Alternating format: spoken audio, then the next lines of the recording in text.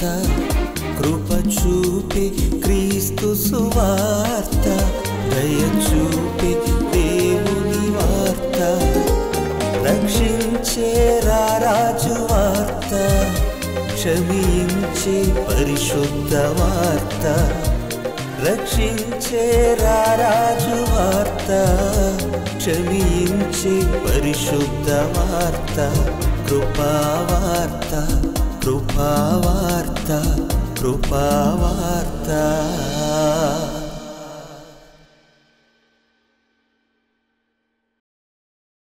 మనుషులు ధన్యులు ఎప్పుడవుతారన్న సంగతిని గూర్చి ప్రభువైన యేసుక్రీస్తు వారి మాటలలో మనం నేర్చుకుంటున్నాం.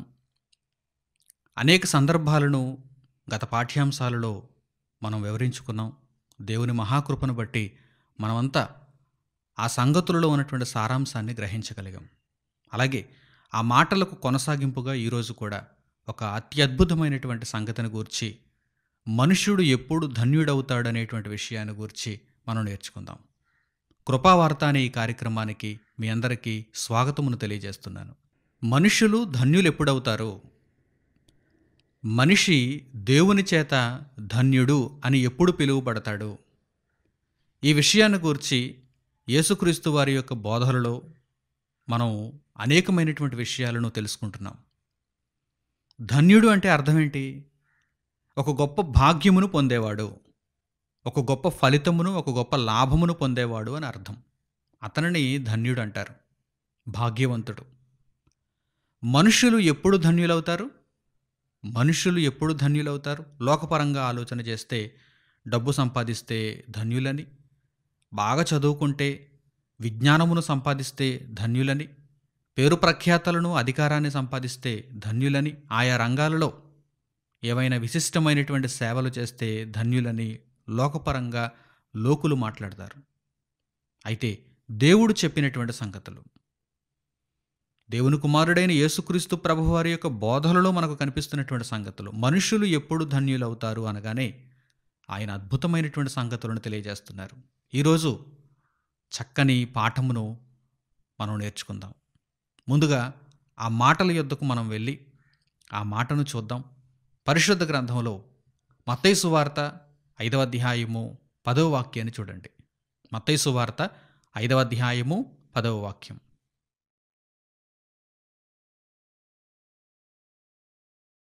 నీతి నిమిత్తము హింసింపబడువారు ధన్యులు, పరలోక రాజ్యము వారిది.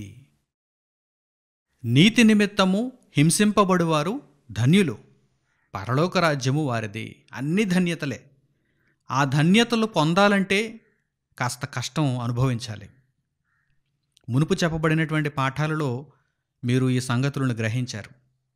ఆత్మ విషయమై దీనులైన వారు ధన్యులనేటువంటి ఆ వాక్యం మొదలుకొని ఎన్నో సంగతులను మీరు నేర్చుకున్నారు.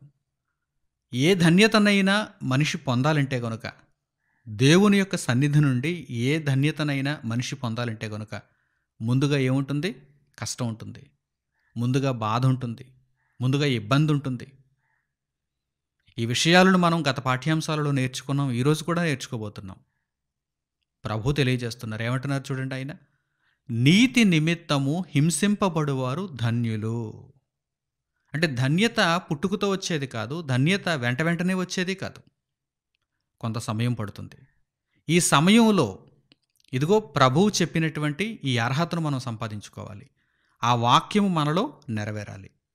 నీతి నిమిత్తము హింసింపబడుట ఈరోజు మనం నేర్చుకుందాం.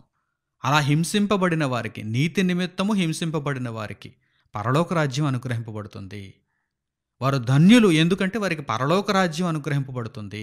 లోక సంబంధమైనటువంటి మనతో తీసుకుని వెళ్ళలేనటువంటి ఆస్తులు కాదు, అందచందాలు కాదు, అధికారాలు కాదు. పరలోక రాజ్యము, నిత్యము ఉండే ఆ రాజ్యము. నీతి నిమిత్తము హింసింపబడు వారికి పరలోక రాజ్యము అనుగ్రహింపబడుతుంది. ఈరోజు ఈ పాఠ్యాంశంలో నీతి నిమిత్తము హింసింపబడుట ఎలాగో, అసలు మన జీవితాలలో నీతి నిమిత్తము హింసింపబడుట అంటే అది ఏ విధంగా జరుగుతుంది? అసలు మనలను నీతిగా ఉన్నప్పుడు ఎవరు హింసిస్తారు? ఈ విషయాలను చక్కగా ఆలోచన చేద్దాం. పరిశుద్ధ గ్రంథంలో దేవుని మాటలలో మనం తెలుసుకుందాం. ప్రియులారా, ఈ మనుష్య లోకంలో నీతి నిమిత్తము హింసింపబడాలి అంటే నీతి నిమిత్తము హింసించేవారు ఉండాలి కదా. నీతి నిమిత్తము ఎవరైనా హింసింపబడి ధన్యులవ్వాలంటే నీతి నిమిత్తము హింసించేవారు కూడా ఉండాలి కదా. నీతి నిమిత్తము హింసించేవారు ఎవరు? ఎవరు హింసిస్తున్నారు? మనము నీతిగా ఉంటే, మనుష్యులలో ఎవరైనా నీతిగా ఉంటే ఎవరు హింసిస్తున్నారు? మనుషులే. మనుషులే. జంతువులు కాదు, పక్షులు కాదు, చేపలు కాదు, పురుగులు కాదు, ఏవేవో క్రూరమైనటువంటి జీవులు కాదు, మనుషులే. మనుషులే. ఒక మనిషి నీతిమంతుడుగా ఉన్నప్పుడు మనుష్యులే అతనిలో ఉన్న నీతిని బట్టి అతనిని హింసిస్తున్నారు. ఈ విషయాన్ని పరిశుద్ధ గ్రంథంలో దేవుని మాటలలో మనం చూద్దాం. నీతి నిమిత్తము హింసింపబడేవారు ధన్యులు. అసలు హింసించేదెవరు? హింసించేదెవరు? మనుష్యులే. మనుష్యులే. ఈ మానవ లోకం నీతిని ప్రేమిస్తున్నాము, నీతిగా అందరూ ఉండాలని పైకి చెబుతుంది, కానీ నీతి అంటే అస్సలు గిట్టదు ఈ లోకానికి. అవును, నిజం. నీతిగా నడుచుకోవాలని, న్యాయవంతమైనటువంటి మార్గంలో మనం వెళ్ళాలని ఈ లోకం అంతా పైకి చెబుతుంది. కానీ ఎవరైనా ఒకవేళ నిజంగా నీతి మార్గంలో నడుచుకుంటున్నప్పుడు, న్యాయవంతంగా వారు బ్రతుకుతున్నప్పుడు ఈ లోకము వారిని హింసిస్తుంది, చివరకు చంపేస్తుంది. ఈ లోకం యొక్క విధానాన్ని మొట్టమొదట మీరు తెలుసుకోవాలి. ఈ మాటలను మీరు నేర్చుకోవాలంటే లోకం యొక్క పోకడ మీకు అర్థం కావాలి. లోకమందున్నటువంటి మనుషులందరూ కూడా ఎలాంటి వారు అనగానే పైకి మాటలలో నీతిని అపేక్షిస్తున్నట్టుగా, నీతిని ప్రేమిస్తున్నట్టుగా వారు చెబుతారు, చూపిస్తారు. అయితే నిజంగా ఎవరైనా నీతి మార్గంలో ఉన్నప్పుడు వారిని సహించలేరు, వారిని హింసిస్తారు. ఒక చక్కని ఉదాహరణ ప్రభువైన యేసుక్రీస్తు వారి మాటల్లోనే మనం చూద్దాం. లోకములోనికి యేసుక్రీస్తు ప్రభువారు అనుగ్రహింపబడ్డారు. ఆయన వెలుగు, లోకమునకు ఆయన వెలుగు. మరి యేసుక్రీస్తు ప్రభువును లోకము ప్రేమించిందా, లోకము ద్వేషించిందా? యేసుక్రీస్తు ప్రభు శరీరధారిగా లోకములోనికి ఒక వెలుగుగా అనుగ్రహింపబడ్డారు. ఆ వెలుగును ఈ లోకము ద్వేషించిందా, ప్రేమించిందా? ద్వేషించింది కనుకనే హింసించారు, బాధ పెట్టారు, సిలువ వేసి చంపారు. లోకం పైకి మాత్రం ఏం చెబుతుంది? ఆ రోజు ఉన్నటువంటి యూదులు కావచ్చు, చుట్టూ ఉన్నటువంటి రోమీలు కావచ్చు, ఇంకా మిగిలినటువంటి అన్యజాతీయులు కావచ్చు, లోకమంతా కూడా పైకి ఏమని చెబుతుంది? మేము మోషే ధర్మశాస్త్రాన్ని అనుసరిస్తున్నాము, మేము భక్తులము, దేవుడు చెప్పినటువంటి ప్రతి మాటను కూడా మేము పాటిస్తున్నాము అని పైకి చెబుతున్నారు. దేవుడు చెప్పిన ప్రతి మాటను నిజముగా పాటిస్తున్నటువంటి ప్రభువును మాత్రం వారు హింసించారు, ద్వేషించారు, చంపేశారు. ప్రియులారా, ఆలోచన చేయాలి. నీతి నిమిత్తము హింసింపబడువారు ధన్యులు.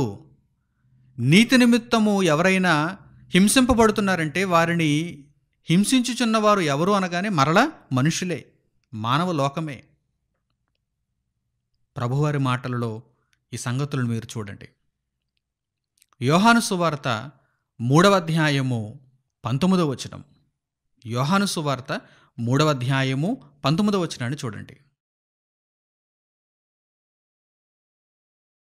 ఆ తీర్పు ఇదే, వెలుగు లోకములోనికి వచ్చెను గాని తమ క్రియలు చెడ్డవైనందున మనుషులు వెలుగును ప్రేమింపక చీకటినే ప్రేమించిరి. వెలుగు లోకములోనికి వచ్చెను అంటే ఎవరొచ్చారు? యేసుక్రీస్తు ప్రభు వచ్చారు. దేవుని కుమారుడైన ఆయన పూర్తిగా సత్యము చేత మూర్తీభవించినవాడు. ఆయన దగ్గర మనుషులకు లాభమే కలిగింది తప్ప ఏ మనిషి కూడా ఆయన వలన నష్టపోలేదు. కుంటివారికి కాళ్ళిచ్చాడు, గుడ్డివారికి కన్నులిచ్చాడు, అనేకమైనటువంటి స్వస్థత కార్యములను జరిగించాడు, పరలోక రాజ్యమును గూర్చి బోధించాడు. అప్పటి వరకు ఎవ్వరూ బయలుపరచని పరలోకమందున్న తండ్రి యొక్క పూర్తి జ్ఞానమును తెలియజేశారు. తన బ్రతుకంతా కష్టపడి, ఆకలితో ఉండి, లేమితో ఉండి ప్రజలందరి అవసరాలను ఆయన తీర్చాడు. అందరికీ ఆయన వలన మేలే జరిగింది. అయితే ఆయనను అందరూ ద్వేషించిన వారుగా కనిపిస్తున్నారు. లోకము ఆయనను సిలువ వేసింది. ప్రభువు చెబుతున్నారు ఇక్కడ ఆయన మాటల్లో చూడండి, ఈ లోకమునకు వెలుగు అనుగ్రహింపబడింది, కానీ మనుషుల క్రియలు చెడ్డవైనందున వారు పైకి మాటలలో అయితే మాకు వెలుగు కావాలని, మేము వెలుగులో నడుచుకుంటామని, వెలుగు మంచిదని చెబుతారు. కానీ వారి క్రియలు చెడ్డవైనందున వారేమాత్రము వెలుగునొద్దకు రారు. వారు చీకటిని ప్రేమిస్తున్నారు. ఇప్పుడు అర్థమవుతుందా మీకు? నీతి నిమిత్తము హింసింపబడుతున్నటువంటి నీతిమంతులు ఉన్నారు అంటే వారిని హింసించుచున్న వారు ఎవరు అనగానే మనుష్యులే. పైకి చెబుతారు మనం నీతిగా ఉండాలని, పైకి మాత్రమే వేషధారణగా కొన్ని మాటలు చెబుతారు, మనమంతా నీతి మార్గంలో నడుచుకోవాలని, నీతిని ప్రేమించాలని పైకి చెబుతారు. కానీ వారి క్రియలు చెడ్డవి. నిజానికి వారు బ్రతుకులలోనికి వెళ్ళి మనం చూడగలిగితే, ఆచరణలో మనం చూడగలిగితే వారంతా కూడా చెడ్డదానిని ప్రేమించువారు, చెడ్డదానిని జరిగించువారు. చూసారా? వెలుగును ప్రేమిస్తున్నాము, వెలుగు మాకు కావాలి, వెలుగులో నడుచుకుంటామని పైకి మాత్రమే చెబుతారు. నిజంగా దేవుడు వెలుగును లోకమునకు అనుగ్రహించినప్పుడు వెలుగును ఏం చేశారు? ద్వేషించారు. వెలుగును కాదనుకున్నారు, చీకటినే ప్రేమించారు. ఎందుకు చీకటిని ప్రేమించారు, వెలుగును ద్వేషిస్తున్నారు అనగానే వారి క్రియలు చెడ్డవి. అంటే ఆచరణలోనికి వచ్చేసరికి వారు వెలుగును స్వీకరించారు, నీతిని అంగీకరించారు. అలాంటి మనుషులతో ఈ లోకం నిండిపోయినది కనుక ఎవరైనా ఒకవేళ దేవుని మాటలను స్వీకరించి ఆ మాటలలో ఉన్న నీతి ప్రకారము నడుచుకుంటే గనుక ఆ నీతిమంతులను చుట్టూ ఉన్నటువంటి లోకం హింసిస్తుంది. కనుకనే నీతి నిమిత్తము హింసింపబడువారు ధన్యులు. వారు చాలా అరుదుగా ఉంటారు. అట్టివారికి పరలోక రాజ్యము అనుగ్రహింపబడుతుంది. లోకమంతా కూడా నీతి నిమిత్తము హింసింపబడటానికి ఒప్పుకోదు. లోకమంతా నీతి మార్గంలో నడుచుకోవటానికి అంగీకరించదు. కానీ నీతి మార్గంలో ఎవరైనా ఉంటే గనుక హింసించడానికి మాత్రం లోకం ముందుకొస్తుంది. అంటే మనుషులు ముందుకొస్తారు. ప్రియులారా, మీరు ఆలోచన చేయాలి. నీతి, న్యాయం, ధర్మం కేవలం మాటల వరకేనా? ప్రవర్తనకు అవి పనిచేయవా? ఆచరణకు అవి పనిచేయవా? ఒక్కసారి మీరు గమనించాలి. నీతి నిమిత్తము హింసింపబడుట అనేది ఒక గొప్ప సంగతి, అది ధన్యతకు సంబంధించినటువంటి సంగతి అని ప్రభువైన యేసు పలికారు. అంటే ఆ మాటల ప్రకారం మనం జీవించటానికి మనము నిజముగా నిశ్చయించుకోవాలి. పరలోక రాజ్యమును పొందాలని ఆశ ఒక్కటే ఉంటే సరిపోదు. ఆ పరలోక రాజ్యమును పొందుటకు ఇదిగో ఈ విధమైన ప్రవర్తన మనలో ఉన్నదా? నీతి నిమిత్తము మనం హింసింపబడటానికైనా సిద్ధపడుతున్నామా లేదా అనే దానిని మనం గమనించాలి. ప్రియులారా, చరిత్రలో ఎన్నో సందర్భాలలో నీతిమంతులు హింసింపబడ్డారు. నీతిమంతులను హింసించిన వారు మనుషులే. నీతిమంతులు హింసింపబడ్డారు, వారు ధన్యులైపోయారు. చరిత్రలో ఎందరో నీతిమంతులు ఉన్నారు అలాంటి వారు. ఆ నీతిమంతులను హింసించినది ఎవరు? మరల మనుషులే.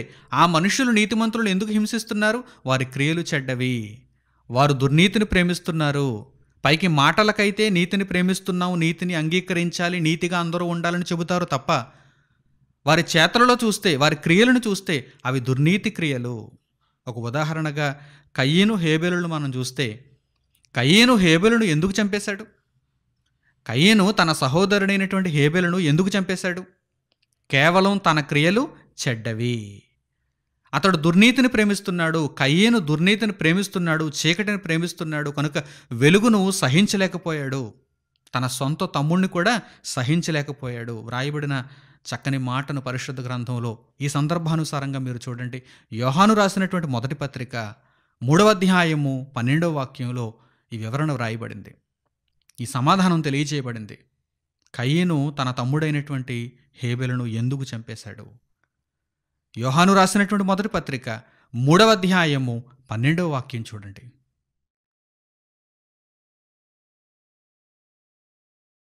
మనము కయీను వంటి వారమై ఉండరాదు. వాడు దుష్టుని సంబంధి అయి తన సహోదరుని చంపెను. వాడతను ఎందుకు చంపెను? తన క్రియలు చెడ్డవియు తన సహోదరుని క్రియలు నీతి గలవియునై ఉండెను గనుకనే కదా. లోకమంతా కయీనును పోలి జీవించుచున్నది. మనము కయ్యేను వంటి వారమై ఉండరాదు.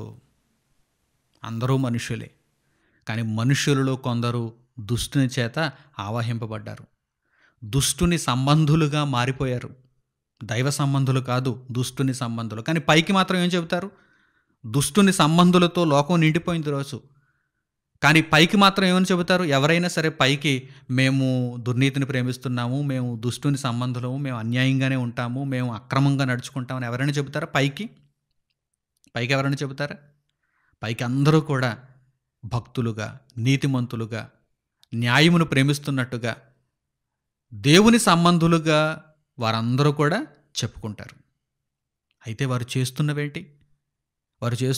నిజానికైతే వారు దుష్టుని సంబంధులు గనుక, వారు చీకటిని ప్రేమిస్తున్నారు గనుక, హేబెలు వలె జీవిస్తున్నటువంటి వారిని వారు హింసిస్తున్నారు, చంపేస్తున్నారు. కయీను తన సహోదరుని ఎందుకు చంపెను? వాడు దుష్టుని సంబంధి, వాడి క్రియలు చెడ్డవి. అయితే తన సహోదరుని క్రియలు నీతిగలవి. నీతిగల క్రియలు సహోదరుడు కలిగి ఉన్నందున ఆ సహోదరుని సహించలేకపోయాడు కయీను. కనుక నీతి నిమిత్తము హింసించాలనుకున్నాడు కయీను, హింసింపబడ్డాడు హేబెలు. చూసారా, హింసించేవారు మన చుట్టూనే ఉంటారన్న విషయం మీరు మర్చిపోకూడదు. అయితే మనం హింసించేవారముగా ఉంటున్నామా?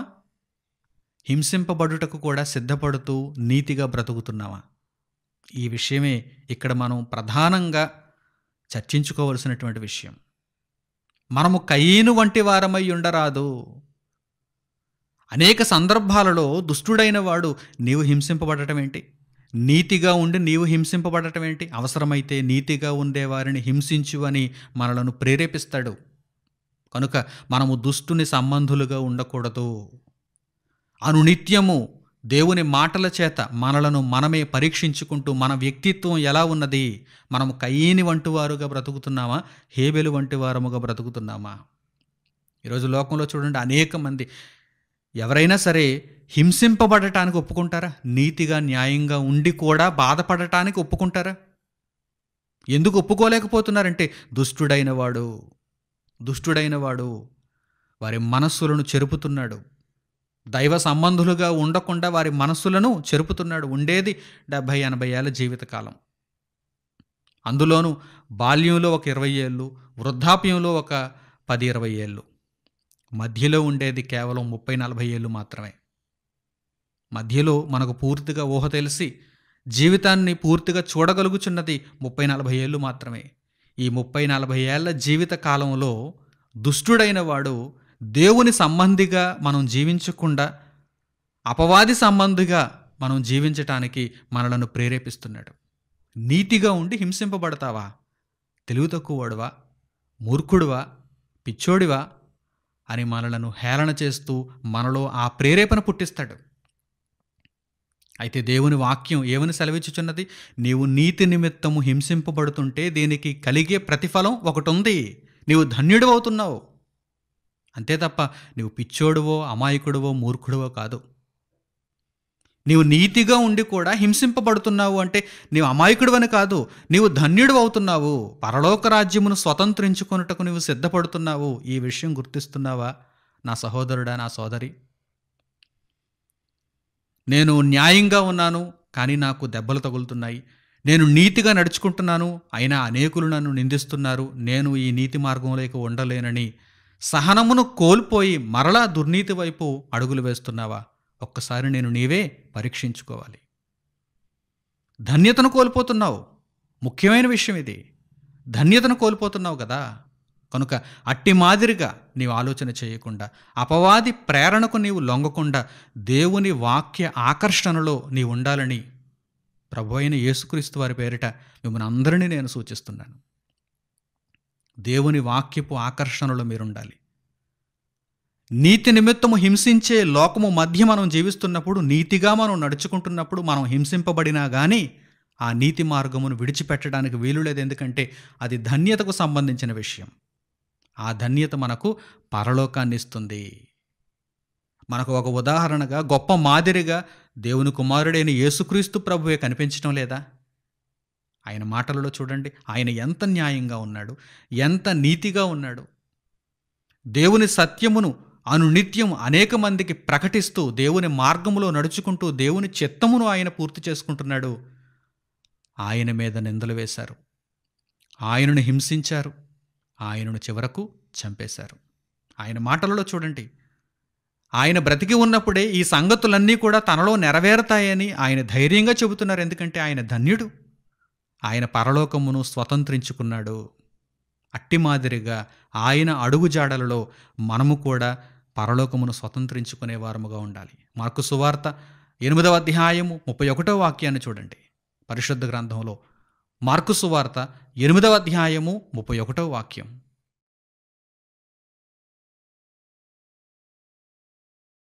మరియు మనుష్య కుమారుడు అనేక హింసలు పొంది పెద్దల చేతను, ప్రధాన యాజకుల చేతను, శాస్త్రుల చేతను ఉపేక్షింపబడి చంపబడి 3 దినములైన తరువాత లేచుట అగత్యమని ఆయన వారికి బోధింపనారంభించెను. మనుష్య కుమారుడు అనేక హింసలు పొంది, కొన్ని కాదు, సంపూర్ణముగా మనుష్య కుమారుడు అనేక హింసలు పొంది పెద్దల చేత, ప్రధాన యాజకుల చేత, శాస్త్రుల చేత. ఆయనను ఉపేక్షించినది ఎవరో చూడండి. లోకంలో ఎవరైతే గొప్పవారిని పిలువబడుతున్నారో వారే పెద్దలు. లోకంలో ఉన్న పెద్దలు, సమాజంలో ఉన్న పెద్దలు మంచివారుగా, గొప్పవారుగా పిలువబడుతున్నారు. వారే నీతిగా బ్రతుకుచున్న వారిని హింసిస్తున్నారు. మనుష్య కుమారుడు అనేక హింసలు పొందుతున్నాడు. మనుష్య కుమారుడు పెద్దల చేత, శాస్త్రుల చేత, ప్రధాన యాజకుల చేత ఉపేక్షింపబడుతున్నాడు. ఆయన చంపబడ్డాడు. చూసారా, ఈ మాటలు ఆయన శరీరధారిగా భూమి మీద ఉన్నప్పుడు చెప్పారు. ఆ మాటలు ఆయన శరీరంలో ఉన్నప్పుడు నెరవేరాయి. ఆయన ఈ మృతమైనటువంటి శరీరాన్ని విడిచిపెట్టి అక్షయతను ధరించుకున్నారు. కేవలం 3 రోజుల్లో 3వ దినమున తిరిగి లేచారు. నీతి నిమిత్తము హింసింపబడ్డారు, పెద్దల చేత, ప్రధాన యాజకుల చేత, శాస్త్రుల చేత, చుట్టూ పేరు పలుకుబడులు ఉన్నవారి చేత, ప్రజలందరి చేత. ఎవరైతే గొప్పవారిని, నీతిమంతులని పిలువబడుతున్నారో వారి చేత ప్రభు అయిన యేసు ఉపేక్షింపబడ్డాడు, నిందింపబడ్డాడు, హింసింపబడ్డాడు, చంపబడ్డాడు. అయితే 3వ దినమున ఆయన తిరిగి లేచాడు. 3వ దినమున ఆయన తిరిగి లేచాడు, హింసింపబడ్డాడు, పరలోక రాజ్యమును సంపాదించుకున్నాడు. కనుక మనము కూడా అట్టి మాదిరిగా నీతి నిమిత్తము హింసింపబడితే అది ధన్యతగా భావించి దేవుని మార్గమును, దేవుని వాక్యమును విడిచిపెట్టకుండా ప్రభువైన యేసుక్రీస్తు వారిని పోలి నడుచుకోవాలి. అప్పుడు మనకు పరలోక రాజ్యము అనుగ్రహింపబడుతుంది. నీతి నిమిత్తము హింసింపబడతాము, మనం ధన్యులం అవుతున్నాము. మనము ధన్యులమైతే మనకు కలిగే బహుమతి ఏమిటి? దేవుడు మనకిచ్చేటువంటి ప్రతిఫలం ఏమిటి? పరలోక రాజ్యము. లోకంలో ఎవ్వరూ ఇవ్వలేనిది, దేని చేతను ఇక మనం స్వతంత్రించుకోలేనిది, పొందలేనిది.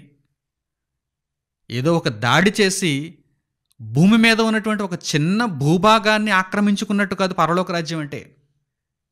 నా దగ్గర క్షిపణులున్నాయి, నా దగ్గర అణుబాంబులున్నాయి, నా దగ్గర అధికార బలం ఉంది, మా దగ్గర చాలామంది సైనికులు ఉన్నారు, మాది చాలా పెద్ద దేశం, మేము పరలోక రాజ్యాన్ని స్వతంత్రించేసుకుంటాం, కబ్జా చేసేస్తాం అంటే కుదురుతుందా? పరలోక రాజ్యమును ఎవరు స్వతంత్రించుకుంటారు? ఎవరు అనగానే ఇదిగో ప్రభు చెబుతున్నారు కదా, ఎవరైతే దేవుని మార్గంలో నడుచుకుంటున్నారో వారు దీనులుగా ఉంటారు, ఆకలి దప్పులు కలిగి ఉంటారు, లేమితో ఉంటారు, వారు హింసింపబడతారు. నీతి నిమిత్తం వారు హింసింపబడతారు. వారు ధన్యులై పరలోక రాజ్యమును స్వతంత్రించుకుంటారు. స్వతంత్రించుకుంటారు అంటే హక్కు సంపాదించుకుంటారు. ఎవరికి దేవుడు ఆ పరలోక రాజ్యమును స్వతంత్రించుకునేటువంటి అవకాశాన్ని ఇస్తున్నాడో పరిశుద్ధ గ్రంథంలో మీరు చూడండి.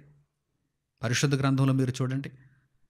మత్తయి సువార్త 25వ అధ్యాయము 31వ వచనం నుంచి, మత్తయి సువార్త 25వ అధ్యాయము 31వ వచనం నుండి పరిశుద్ధ గ్రంథంలో మీరు చూడండి.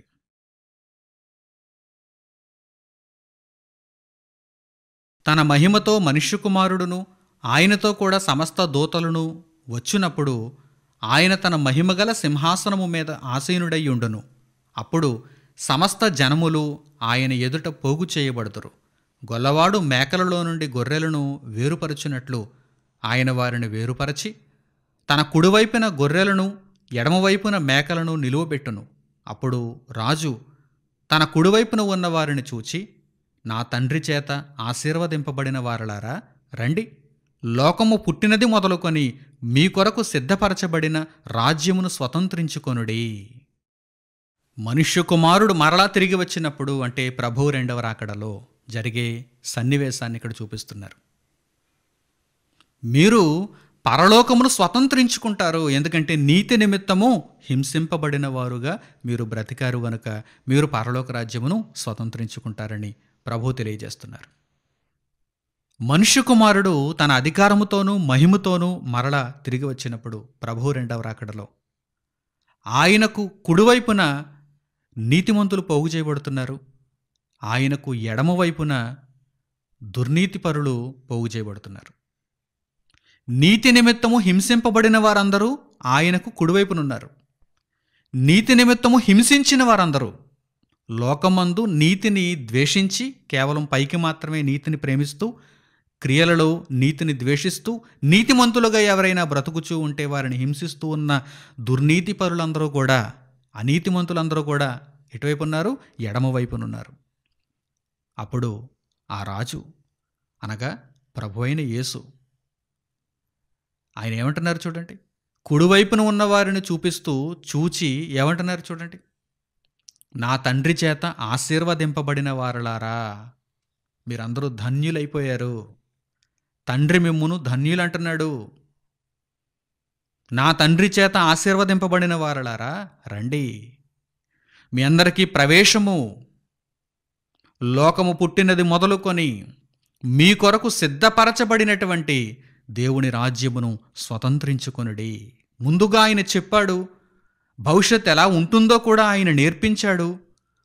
ఈ విధంగా మనం బ్రతికితే మనము పరలోక రాజ్యమును స్వతంత్రించుకోవటం ఖచ్చితం. ఖచ్చితం. ఈ లోకమందు ఏదో ఒక భూభాగాన్ని స్వతంత్రించుకోవడం కాదు, పరలోక రాజ్యమును స్వతంత్రించుకోవాలి. పరలోక రాజ్యమును స్వతంత్రించుకోవాలి. తండ్రి చేత ఆశీర్వదింపబడినటువంటి కుమారులుగా మీరు ఉండగలుగుతున్నారా? నీతి నిమిత్తము మీరు హింసింపబడితే దేవుని చేత ఆశీర్వదింపబడిన వారు మీరు ధన్యులు. పరలోక రాజ్యము మీదే. మీరు పరలోక రాజ్యమును స్వతంత్రించుకుంటారు. మీ కొరకే పరలోక రాజ్యము సిద్ధము చేయబడినది. ఇంత గొప్ప అవకాశం ప్రపంచంలో ఇంకెవరైనా మనకు ఇవ్వగలరా? దేవుడే మనకు గొప్ప అవకాశాన్ని దయచేస్తున్నాడు. కేవలం కొద్ది కాలం, అలాగని ఈ భూమి మీద మానవ బ్రతుకు కాలం సుదీర్ఘమైనటువంటి కాలమేం కాదు. రెప్పపాటున మన జీవితాలుంటాయి. కొద్ది కాలమే ఉంటాం. ఈ కొద్ది కాలములో మనం ఎలా బ్రతకాలో మనమే నిర్ణయించుకోవాలి. దేవుని వాక్యము ప్రకారం బ్రతకాలా, దేవుని వాక్యమును విడిచిపెట్టి అపవాది సంబంధులుగా బ్రతకాలా అనేది మనం నిర్ణయించుకోవాలి. దేవుని వాక్యము ప్రకారము బ్రతకాలనుకునే నిర్ణయం మనం తీసుకున్నప్పుడు దేవుని సహాయం మనకు అనుగ్రహింపబడుతుంది. పరిశుద్ధాత్మ నడిపింపు మనకు అనుగ్రహింపబడుతుంది. కనుక దేవుని యొక్క సహాయమును పొందిన వారై నీతి నిమిత్తము హింసింపబడినా కానీ, చివరకు చంపబడినా కానీ మేము ధన్యులం అవుతున్నాం అనేటువంటి ఒకే ఒక్క ఆనందంతో మనమందరం కూడా పరలోక రాజ్యమును స్వతంత్రించుకునేటందుకు ప్రభు మార్గంలో కొనసాగిపోవాలి. అట్టి నిర్ణయంతో మీరందరూ దేవుని వాక్యపు మార్గంలో నడుచుకుంటారని, కేవలం మాటల వరకే కాదు, మీ చేతలలో, మీ ప్రవర్తనలో దేవుని మార్గంలో మీరు చక్కగా నడుచుకుంటారని హృదయపూర్వకంగా ఆకాంక్షిస్తూ ఈ మాటలను, ఈ సందేశమును ఇంతటితో నేను ముగిస్తున్నాను. తండ్రి అయిన దేవునికి ప్రార్థనలో ఏకీభవించండి. మహోన్నతుడును మహాపరిశుద్ధుడును పరలోకమందున్న మా తండ్రి, ఈ సమయమందు మాకు అనుగ్రహించినటువంటి మీ జీవము కలిగిన ఈ మాటల కొరకు మా హృదయపూర్వకమైన కృతజ్ఞతాస్తుతులు మీకు చెల్లిస్తున్నాము. ఈ మాటలన్నీ మాలో ప్రతిఫలించు నిమిత్తము చక్కని నిర్ణయాలు తీసుకొనగలుగుటకు నాతో పాటు మీ బిడ్డలందరినీ తండ్రి మీ కృపయందు ఆశీర్వదించండి. దేవా, నీతి నిమిత్తము హింసింపబడుట అనగానే అది ఒక ధన్యతకు సంబంధించినటువంటి సంగతి. ఆ జీవన విధానములోనికి తండ్రి మేమంతా రావాలని మీరు నేర్పించినటువంటి ఈ జ్ఞానము నిమిత్తం మీ కృతజ్ఞతలు నాయన. తండ్రి, ఆ మార్గంలోనే చివరి వరకు ఉంటూ నీతిమంతులుగా మీ చేత ధన్యులమని పిలువబడేవారముగా పరలోక రాజ్యమును పొందుటకు తండ్రి ఆ అర్హతను మీ కృప వలన సంపాదించుకునేవారముగా ఉండగలుగుటకు మమ్మల్ని అందరినీ దీవించమని మిమ్మల్ని కోరుకుంటూ ఈ మా ప్రార్థనా విన్నపములను మా ప్రభువును రక్షకుడునైన యేసుక్రీస్తు వారి పేరిట మిమ్మల్ని వేడుకొనుచున్నాము తండ్రి. ఆమెన్. మన తండ్రి అయిన దేవుని ప్రేమ, మన రక్షకుడైన యేసుక్రీస్తు వారి కృప, పరిశుద్ధాత్ముని అన్యోన్య సహవాసము మనందరికీ సదాకాలము తోడై నడిపించునుగాక. ఆమెన్. అందరికీ వందనములు. సెలవు.